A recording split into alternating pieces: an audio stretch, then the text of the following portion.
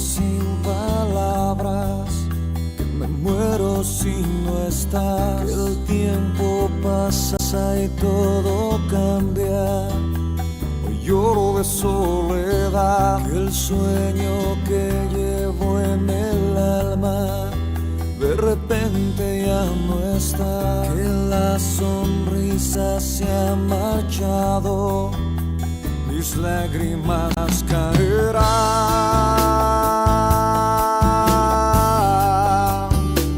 mis lágrimas caerán.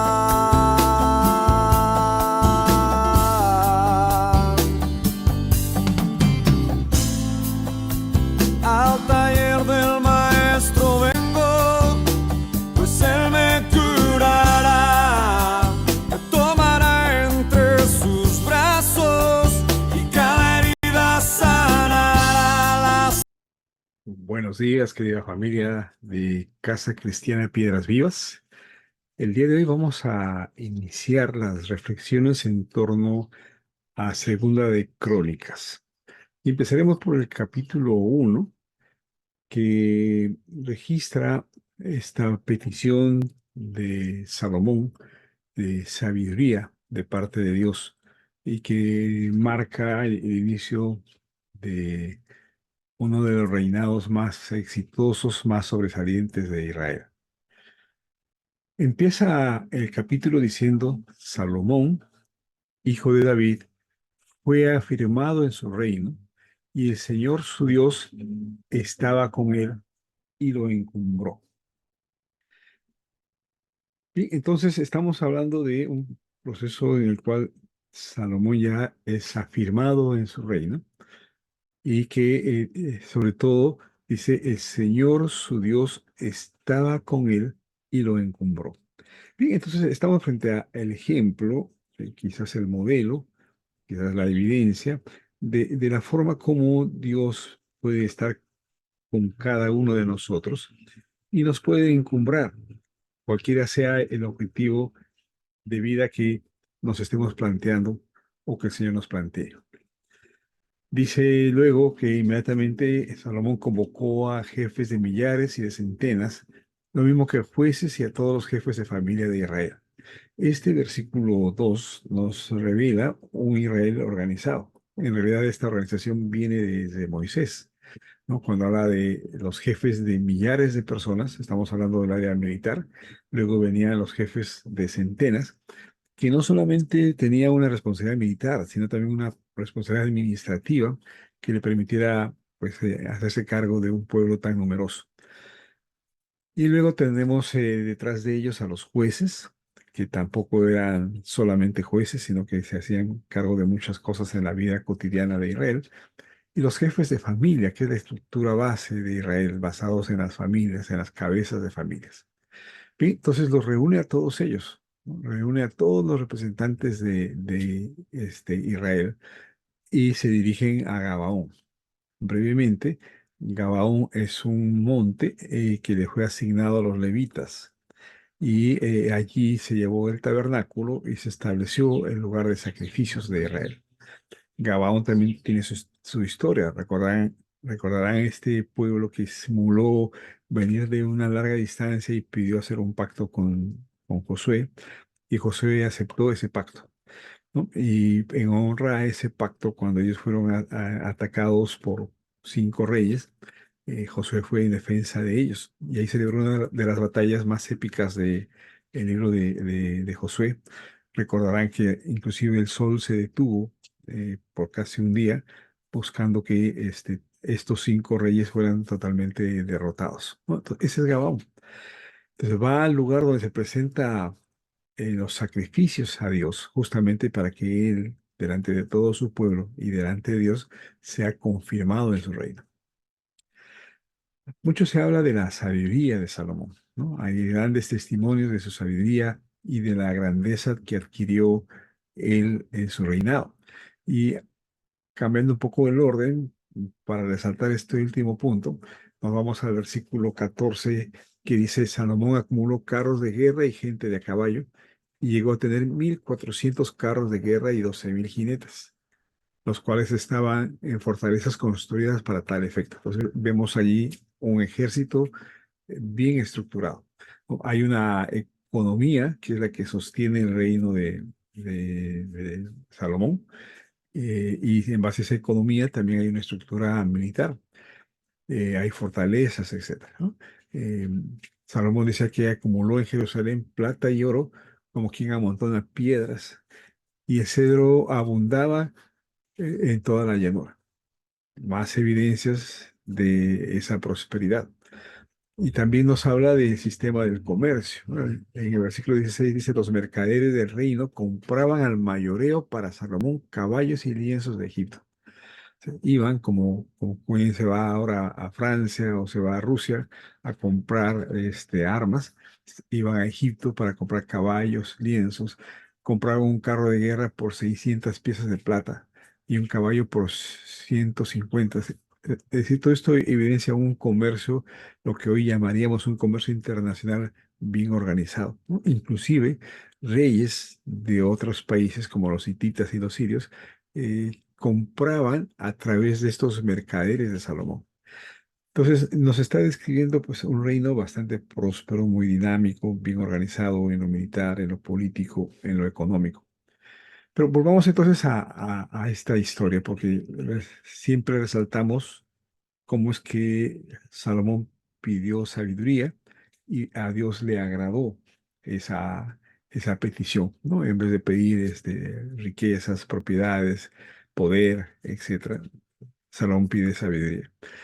Pero hay que ir un poco más al fondo del ejemplo de Salomón para encontrar para nosotros una lección.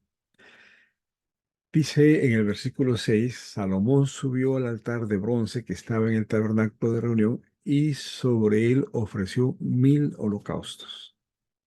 El holocausto es una ceremonia en donde siempre el cordero, que es el que toma el lugar de la persona que presenta el holocausto, es quemado totalmente, es totalmente reducido a cenizas, ¿no? Entonces, esta ceremonia del holocausto está simbolizando una total rendición del creyente que presenta ese holocausto, una rendición a Dios total, ¿no? El que todo se reduzca a ceniza, la ceniza es el último estado de la materia, no hay forma que se pueda seguir reduciendo más.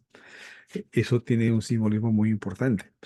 Pero Salomón hace 1000 holocaustos, ¿no? Lo cual nos está revelando que él está mostrando con todo el énfasis su rendición total a Dios.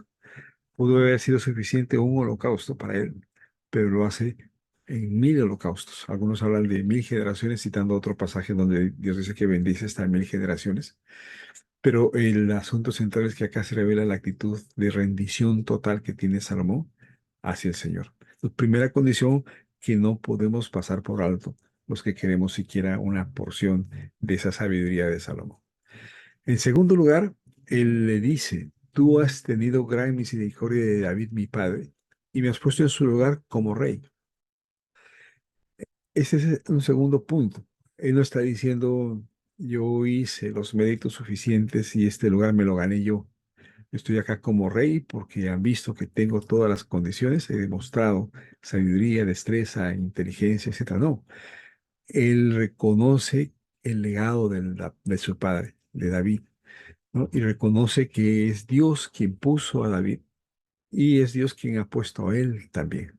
Entonces, es muy importante este segundo punto que es el legado, ¿no? David, Salomón reconoce en quién se ha apoyado y reconoce la mano de Dios tanto en la vida de David como en su propia vida. En tercer lugar, en el versículo 9 dice, confirma ahora la promesa que le hiciste a David, mi padre, pues tú me has puesto como rey de un pueblo tan numeroso como el polvo de la tierra. Salomón es consciente del semejante reto que significa gobernar a un pueblo tan numeroso. Él mismo lo describe como el polvo de la tierra, ¿no? Sabe que él ha heredado la promesa que Dios le hizo a David y entiende que asumir también la responsabilidad requiere que Dios mismo confirme esa promesa en Salomón. Acá hay mucha enseñanza, ¿no? En primer lugar, el tema de la paternidad, ¿no? El padre es el que bendice al hijo y el padre es el que se encarga de transmitir una imagen, una figura de Dios Padre hacia el hijo. David hizo bien su tarea, porque vemos a un Salomón reconociendo la paternidad de David, reconociendo que a través de esa paternidad va a ser bendecido por Dios. Por lo tanto, le pide que ratifique en él la promesa que le hizo a David. En quinto lugar, le dice, por favor, y aquí viene ya la petición, dame sabiduría y conocimiento para presentarme delante de este pueblo. Entonces, él no está pidiendo sabiduría por pedirla, ¿no? Realmente no hay un ranking de sabios para decir, bueno, dame más sabiduría que el más sabio del mundo. Él está pidiendo sabiduría consciente de una responsabilidad que tiene, ¿no? Para presentarme delante de este pueblo. Y él mismo se pregunta, ¿quién podría gobernar a tu pueblo? ¿Es tan grande? Dice él, ¿no? Entonces la sabiduría es la que va a respaldar a Salomón en la tarea que tiene que hacer. Y eso nos puede hacer recordar brevemente a Santiago cuando dice que tengamos por sumo cuando nos hallemos en diversas pruebas, porque es a través de ellas que Dios nos va haciendo perfectos y cabales. Pero nos dice que pidamos sabiduría, ¿no? Entonces la sabiduría es algo que nos proporciona Dios para poder alcanzar el propósito, para poder asumir la responsabilidad que Dios nos está entregando. Por lo tanto, querida familia, este ejemplo de Salomón, en su debida perspectiva o su debida proporción, también es un ejemplo que nos concierne a nosotros. No vamos a gobernar un reino, pero sí tenemos un encargo de parte de Dios. Sí tenemos nuestro pequeño reino, que puede ser la casa, que puede ser el trabajo, que puede ser la iglesia, un espacio en el cual tenemos que asumir una responsabilidad y para ello tenemos que pedir la sabiduría de Dios. Entonces, familia, que haya de nuestra parte una total sujeción a Dios, que le pidamos a Él que confirme su promesa en nuestras vidas y que nos dé sabiduría para saber cómo afrontar nuestras responsabilidades delante de Dios. Querida familia, que este ejemplo de Salomón nos sirva de guía a cada uno de nosotros para volvernos esos agentes de cambio que el Perú necesita. Que Dios los bendiga abundantemente. Al taller del maestro vengo. El carpintero